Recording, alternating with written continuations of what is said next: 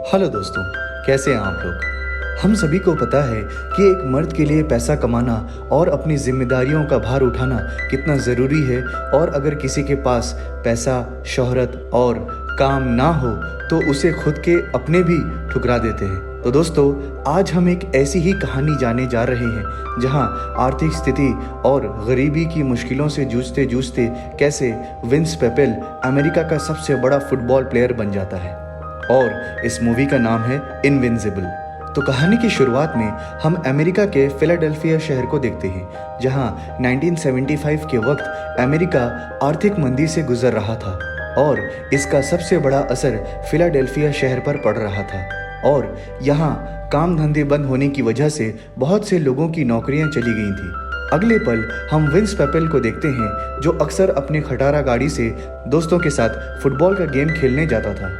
American football game Ronaldo और Messi की football जैसी नहीं है, ये बिल्कुल ही अलग होती है, जहां एक प्लेयर बॉल को लेकर भागता है और दूसरे टीम के बंदे उसे रोकने में लगे होते हैं। और उस बंदे का काम होता है कि वो उस बॉल को बिना नीचे गिराए टच लाइन के उस पार ले जाए। विंस इस खेल में टीम का एक अहम खिलाड़ी था और हमेशा अपनी टीम को जीत दिलवाने में अहम किरदार निभाया करता था।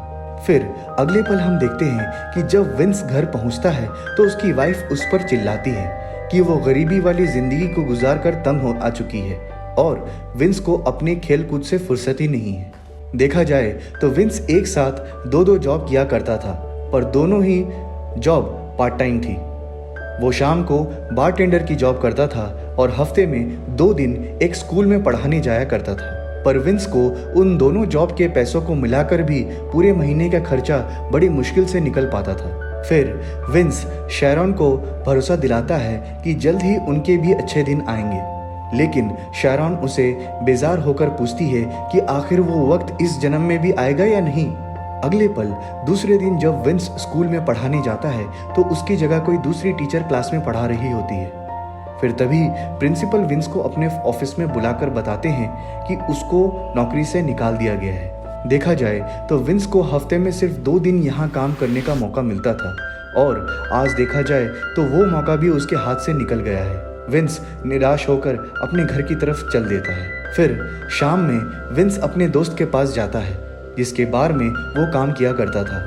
विंस उसको अपने वर्किंग आवर्स को बढ़ाने को कहता है, क्योंकि उसके टीचर की नौकरी चले जाने की वजह से वो अपने मंथली घर के खर्चे को भी नहीं उठा पा रहा होता है। तभी टीवी पर एक न्यूज़ आती है कि उनके शहर के नाम पर बनी फिलाडेल्फिया ईगल्स टीम के कुछ नए और टैलेंटेड खिलाड़ियों को भर्ती कर रही है। दरअसल ईगल्स फुटबॉल टीम कुछ सालों से बहुत ही बुरा परफॉर्म कर रही थी और उन्हें एक भी जीत हासिल नहीं हो पा रही होती है। इसीलिए नए कोच कुछ नए और टैलेंटेड प्लेयर्स को भर्ती करना चाहते थे अपनी टीम में। न्यूज़ देखने के बाद विंस के दोस्त उसे वहां जाकर ट्रायल देने को कहते हैं, क्योंकि उन्हें लगता था कि विंस में एक प्रोफेशनल फुटबॉल प्लेयर की सारी खूबियां मौजूद हैं। फिर अगले पल हम देखते हैं कि जब विंस अपना शिफ्ट खत्म करके घर पहुंचता है, देखता है कि घर बिल्कुल भी खाली पड़ा है। यहाँ उसे उसकी वाइफ का एक लेटर भी मिलता है, जिसे देखने पर विंस समझ जाता है कि उसकी वाइफ उसको छोड़कर जा चुकी है। ये देखकर विंस बहुत गुस्सा हो जाता है और अपने घर पर तोड़फोड़ करने लगता है। थोड़ी देर बाद जब वो शांत हो जाता है तो वो उस लेटर को अपने पास रख लेता है और अगले पल हम देखते हैं शाम को विंस फिर से काम पर जाता है, जहां वो देखता है कि मैक्स ने अपनी कजिन जेनिथ को भी बार में काम पर रख लिया होता है। बार में फिर से विंस के दोस्त उसको फुटबॉल टीम के ट्रायल में जाने को कहते हैं, पर विंस ट्रायल पर नहीं जाना चाहता था, क्योंकि वो 30 साल का हो चुका है और उसे लग रहा होता है कि इतनी उम्र में उसका सिलेक्शन हो पाएगा फुटबॉल टीम में या नहीं। फिर थोड़ी देर बाद जब सब चले जाते हैं तो बार के बाहर विंस का दोस्त टॉमी उसे फिर से कन्विंस करने की कोशिश करता है कि क्या हर्ज है तुम्हें एक बार ट्राई करने में, अगर हुआ तो ठीक है, नहीं तो कोई बात नहीं। टॉमी का उसके ऊपर इतना यकीन देखकर विंस चुप हो जाता है और कुछ नहीं कहता है। फिर काम खत्म होने के बाद विंस अपने फादर के घर जाता है और बहुत हिचकिचाने के बाद वो अपने बाप से नजरें झुकाए $100 उधार मांगता है, क्योंकि उसके पास उसके घर के रेंट के पैसे देने के लिए नहीं होते हैं। दूसरी तरफ देखा जाए तो विंस के फादर की भी फाइनेंशियल कंडीशन सही नहीं होती है, लेकिन फिर भी वो उसे पैसे दे देते हैं। विंस शर्मिंदा होकर अपने बाप से माफ़ी मांगता है कि जिस उम्र में उसे उन्हें पैसे देने चाहिए थे वो उल्टा उनसे पैसे मांग रहा है और परेशान कर रहा है। अब उसके फादर्स भी ईगल टीम के सिलेक्शन ट्रायल में जाने को विंस को कहते हैं। वो कहते हैं कि अच्छा मौका बार बार नहीं आता है और वो चाहते हैं कि विंस ट्रायल में जाए और वहाँ सिलेक्ट होकर उनका नाम रोशन करे। अब वो दिन आ जाता है जब सिलेक्शन ट्रायल होने वाला होता है और मैदान में ट्रायल देने के लिए भीड़ लगी होती है। और फिर जब विंस अपना रनिंग टेस्ट देता है तो हेड कोच और असिस्टेंट हेड कोच विंस की परफॉर्मेंस से खुश हो जाते हैं, क्योंकि विंस की रनिंग स्पीड कुछ प्रोफेशनल एथलीट से भी अच्छी होती है। और फिर कोच और कुछ हल्के फुल्के टेस्ट ट्रायल्स करवाने के बाद आज के सिलेक्शन ट्रायल को ख़त्म कर देते हैं और सब अपने घर वापस चले जाते हैं। फिर शाम में विंस अपनी जॉब में आ जाता है और बार में टीवी पर न्यूज़ चल रहा होता है और न्यूज़ में बताया जाता है कि बहुत सारे लोगों ने ईगल्स टीम के सिलेक्शन ट्रायल को दिया है, पर उनमें से सिर्फ एक ही इंसान को सिलेक्ट किया गया है और वो शख्स कोई और नहीं विंस पेपेल होता है। ये देखकर विंस का दोस्त मैक्स और बार में विंस के सारे दोस्त खुशी से झूमने लगते हैं और इस खबर की खुशी में मैक्स बार में मौजूद सारे लोगों को एक एक ड्रिंक फ्री पिलाता है। फिर मैक्स की कजिन जेनिथ, जो एक दूसरे फुटबॉल टीम न्यूयॉर्क जायंट्स की बहुत बड़ी फैन थी, वो भी विंस से बहुत इम्प्रेस हो जाती है। काम खत्म होने के बाद बार से निकलते हुए मैक्स विंस को कुछ पैसे देता है और कहता है तुम्हें अपना सारा ध्यान अब ट्रेनिंग कैंप पर लगाना है, पर विंस ये पैसों को लेने से मना कर देता है। पर मैक्स उसे ज़बरदस्ती ये पैसे दे देता है और जब सब वहाँ से निकल ही रहे होते हैं तब एक बहुत बड़े न्यूज़ चैनल का रिपोर्टर विंस की इंटरव्यू लेने वहाँ पहुँच जाता है। फिर विंस इंटरव्यू देने से मना कर देता है, पर वो अपने दोस्त की खुशी देखते हुए उस रिपोर्टर को एक छोटी सी इंटरव्यू दे देता है। इसके बाद मैक्स जेनिथ को उसके घर छोड़कर अपने घर की तरफ निकल जाता है। 2 दिन बाद ट्रेनिंग कैंप शुरू होना था, इसीलिए विंस आज से ही रात को उठकर कई घंटे ट्रेनिंग करना शुरू कर देता है और ट्रेनिंग के दिन विंस टाइम से ट्रेनिंग कैंप पर पहुंच जाता है, जहां वो सारे सीनियर्स और प्रोफेशनल प्लेयर्स से मिलता है। फिर कोच सारे प्लेयर्स को एकजुट करते हैं और कहते हैं कि यहाँ कोई नया या कोई सीनियर प्लेयर नहीं है मेरे लिए, मैं सबको एक नज़र से देखूंगा। और कहता है कि ट्रेनिंग कैंप में जो सबसे अच्छा परफॉर्मेंस दिखाएगा उसी को ही NFL टूर्नामेंट यानी नेशनल फुटबॉल लीग में खेलने का मौका मिलेगा। विंस को लग रहा था कि इतने सीनियर्स खिलाड़ियों के बीच वो कैसे परफॉर्म कर पाएगा और उसे लग रहा होता है कि उसे पहले ही दिन बाहर का रास्ता दिखा दिया जाएगा।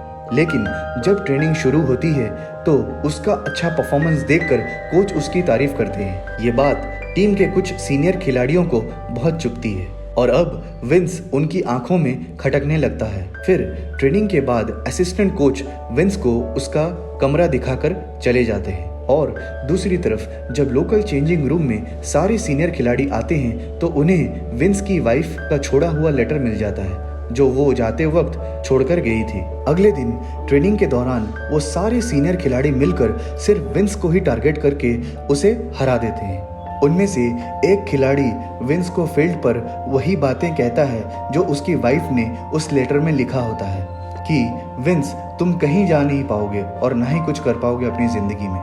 जिसके बाद विंस उस सीनियर खिलाड़ी से भिड़ जाता है, जिसके बाद स्टाफ और असिस्टेंट कोच को बीच में आकर उनकी लड़ाई को रोकना पड़ता है। और फिर अगले पल हम देखते हैं कि कोच सारे प्लेयर्स को परफॉर्मेंस के आधार पर अगली ट्रेनिंग लिस्ट तैयार करते हैं, जिसके बाद कोच का असिस्टेंट उन सभी प्लेयर्स के रूम में जाकर बताता है जिनको अगली ट्रेनिंग सेशन के लिए सिलेक्ट किया गया होता है।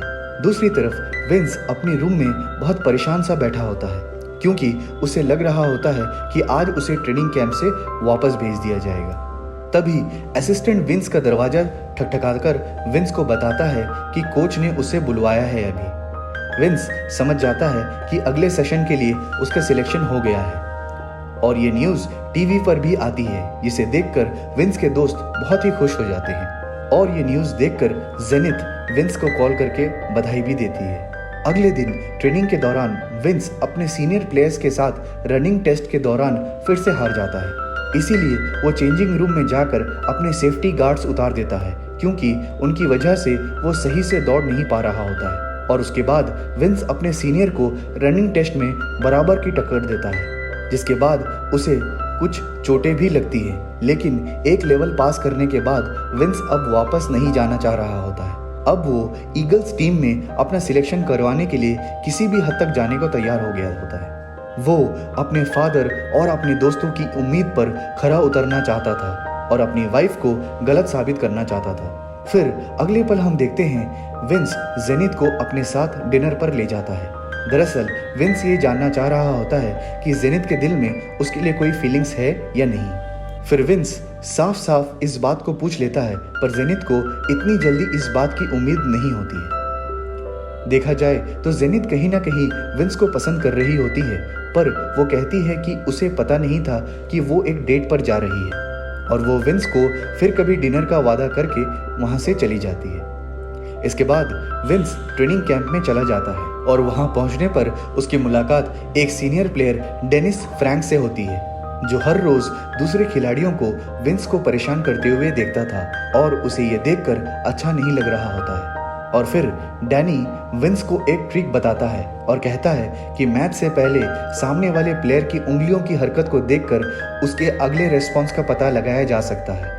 फिर अगले दिन ट्रेनिंग शुरू होती है, जहां आज कोच 40 प्लेयर्स में से आज वो सिर्फ 5 खिलाड़ियों को चूज करने वाले होते हैं उनकी परफॉर्मेंस को देखकर। इस टेस्ट में विंस डैनी की ट्रिक को आजमा कर देखता है और अपने सामने वाले खिलाड़ी की उंगली को पढ़ने की कोशिश करता है, और इस ट्रिक की वजह से विंस को बहुत मदद मिलती है और वो अपने सीनियर्स को बराबर की टक्कर भी दे पाता है। और इस तरह विंस का नाम प्री सीजन मैच में खेलने वाले प्लेयर्स में शामिल हो जाता है।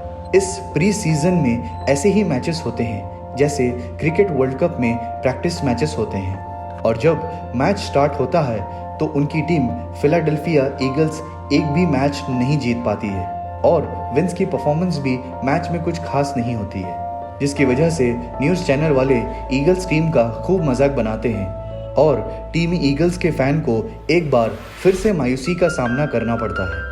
विंस को लगता है कि उसे अब आने वाले लीग मैचेस में खेलने का मौका नहीं मिलेगा। फिर विंस अपने फादर से मिलने के लिए उनके घर जाता है। वहां पहुंचने पर विंस को पता चलता है कि उसके फादर की भी नौकरी अब चली गई है। फिर विंस उनसे माफ़ी मांगता है कि उसने कुछ दिनों पहले उनसे $100 उधार लिए थे और हमेशा उनका सहारा बनने की जगह उन पर बोझ ही बन रहा है। फिर अगले पल हम देखते हैं 2 दिन के बाद एक बड़ी टीम के साथ ईगल्स का एक बड़ा मैच था, जिसके लिए कोच के स्टाफ ने पूरे टीम का सिलेक्शन कर लिया होता है, लेकिन आखिरी एक प्लेयर को भरने के लिए 2 प्लेयर के बीच मुकाबला था। एक था विंस और दूसरा एक सीनियर प्लेयर सैमसन।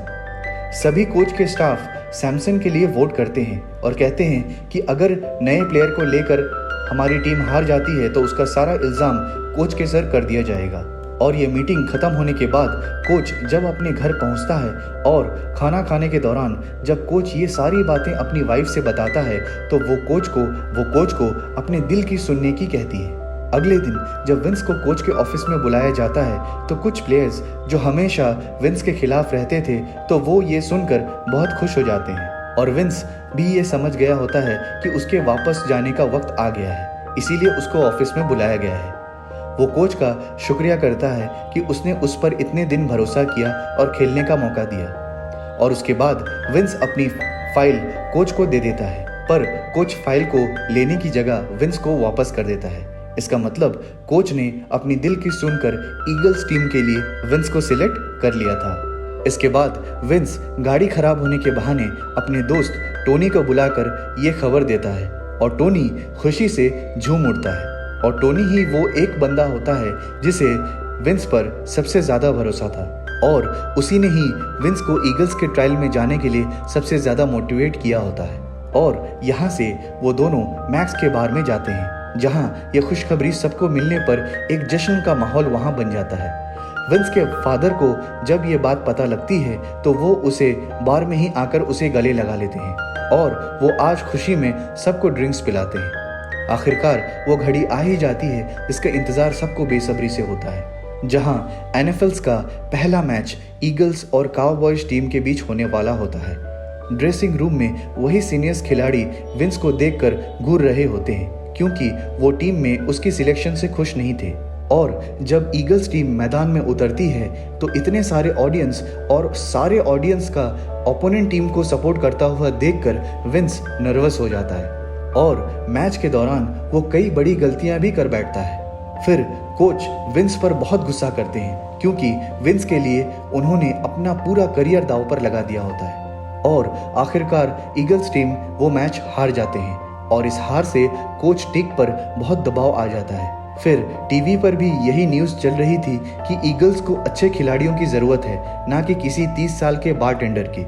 विंस भी अपनी परफॉर्मेंस से काफ़ी अपसेट था और फिर विंस शाम को अपनी गाड़ी से अपने दोस्तों के पास जाता है, जो बार के पीछे खाली मैदान में फुटबॉल मैच खेल रहे होते हैं। विंस गाड़ी में बैठकर दूर से ही उनका मैच देखने लगता है, लेकिन जॉली उसे देख लेता है और उसे मैच खेलने के लिए बुलाता है, क्योंकि उनकी टीम बुरी तरह से हार रही थी। पहले तो विंस मना कर देता है, क्योंकि अगले हफ्ते NFL का दूसरा मैच होता है और मैच से पहले वो कोई भी चोटें नहीं लेना चाह रहा होता है। लेकिन जब थोड़ी देर बाद बारिश होने लगती है तो फिर विंस कार से बाहर निकलकर अपने दोस्तों के साथ खेलने लगता है। अपने दोस्तों के साथ ये मैच खेलकर विंस की सारी उदासी दूर हो जाती है और इस जीत के बाद उसके अंदर एक कॉन्फिडेंस सा आ जाता है। मैच के बाद जब विंस अपनी घर की ओर जाता है तो वो देखता है जेनिथ को, जो उसका इंतजार कर रही होती है। उस दिन डिनर पर विंस ने उसे अपनी फीलिंग्स बताई होती है और आज जेनिथ विंस को अपनी फीलिंग्स बता देती है कि वो भी उसे उतना ही पसंद करती है जितना विंस उसको पसंद करता है। अब एक हफ्ते बाद NFL का दूसरा मैच ईगल्स और न्यूयॉर्क जायंट्स के बीच होता है और वो भी अपने होम ग्राउंड में, जिसकी वजह से ज्यादातर लोग ईगल्स की टीम को सपोर्ट करने वाले होते हैं। ईगल्स के सपोर्टर्स अपनी टीम के सिर्फ एक जीत के लिए तरस रहे होते हैं। फिर मैच शुरू होने से पहले कोच टीक अपने टीम को एक पावरफुल स्पीच देता है और कहता है कि हमारे शहर की हालत ऐसे ही सही नहीं है और अगर हम आज जीत जाते हैं तो हमारे शहर के लोगों को कितना अच्छा फील होगा, जो कि आर्थिक स्थिति से गुजरकर परेशान हो रहे हैं। और फिर स्पीच के बाद सारे प्लेयर्स एक साथ होकर ग्राउंड की तरफ निकल जाते हैं और फिर हम देखते हैं सारे प्लेयर्स के जाने के बाद विंस अपनी वाइफ की दी हुई लेटर को फाड़ देता है, जिसमें लिखा होता है कि विंस अपनी जिंदगी में कुछ नहीं कर सकता है और ना ही कुछ बन सकता है। और फिर मैच शुरू होता है और मैच के 3 मिनट के अंदर ही विंस न्यूयॉर्क जायंट्स के 3 प्लेयर्स को बॉल टच लाइन तक ले जाने से पहले ही गिरा देता है और ये देखकर ईगल्स फैन में भी बहुत जोश भर जाता है और अब वो जोरों शोरों से अपनी टीम को सपोर्ट करने लगते हैं। फिर कोच टिक विंस की तारीफ करते हैं और सारे प्लेयर्स विंस से लिपट जाते हैं। फिर विंस के साथ काफी अरसे से मशक्कत करने के बाद सारे प्लेयर्स मिलकर खेलना शुरू कर देते हैं। इसके बाद विंस अपनी टीम को और भी कई पॉइंट्स दिलाता है, पर ओपोनेंट टीम अब इस बार विंस को टारगेट करके गिराने की कोशिश में लग जाते हैं और इस तरह जब मैच के आखिरी 20 मिनट बचते हैं तो स्कोर बराबरी में आ जाता है और फिर विंस डैनी के बताए हुए ट्रिक से सामने वाले प्लेयर की उंगली को देखकर पहले ही समझ जाता है कि वो क्या करने वाला है और टीम के प्लेयर्स को उसे फॉलो करने को कहता है। फिर वो अपने सामने वाले प्लेयर से बचकर सारे प्लेयर से बचते हुए आगे निकल जाता है और इसके बाद आगे खड़े न्यूयॉर्क जायंट के प्लेयर को टक्कर मारकर बॉल उससे छीन लेता है और पूरी रफ्तार से आगे बढ़कर टच लाइन को पार कर देता है और गोल स्कोर कर देता है। और इस तरह ईगल्स टीम अपने शहर और अपने फैंस को एक अरसे के बाद जीत का तोहफा देने में कामयाब हो जाती है। ये movie review American footballer Vince Papale की जिंदगी पर बनी सच्ची कहानी है, जिसने अगले 3 सीजन्स तक ईगल्स टीम के लिए खेला और अपनी टीम को जिताने में अहम भूमिका निभाई और आगे चल के बहुत सारे मैचेस भी ईगल्स टीम ने जीते और इस तरह ईगल्स टीम का सुनहरा दिन फिर से वापस लौट आया। तो दोस्तों, आपको ये मूवी रिव्यू कैसा लगा कमेंट करके बताना ना भूलें और थोड़ा सा भी अच्छा लगा हो तो प्लीज़ मूवीज़ एक्सप्लेन हिंदी को सब्सक्राइब करना ना भूलें। जय हिंद।